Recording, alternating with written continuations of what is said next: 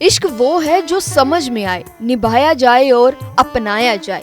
कुछ ऐसी ही कहानी मेघराज देशमुख की है, जिन्होंने प्यार को सिर्फ महसूस नहीं किया बल्कि उसे समझा, जिया और समाज के सामने एक नई मिसाल कायम की। गुजरात के डांग जिले के वासंदा तालुका के खानपुर गांव में रहने वाले मेघराज की जिंदगी इन दिनों चर्चा में है। उन्होंने 16 साल तक अपनी दो प्रेमिकाओं काजल गामित और रेखा गायन के साथ लिव इन रिलेशनशिप में रहने के बाद विधि विधान से विवाह किया है।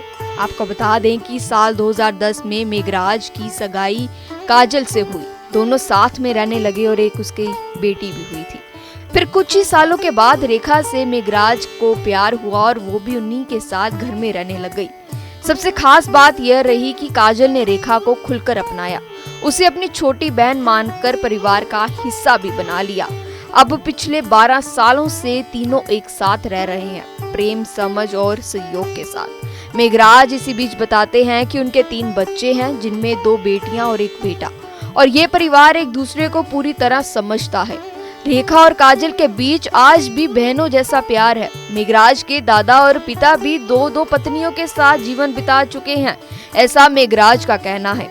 आदिवासी समाज में बहुविवाह को एक परंपरा रूप से स्वीकार किया जाता है और इसे वहां बुरा नहीं माना जाता, खासकर जब रिश्तों में इतना प्यार हो और समर्पण भी हो।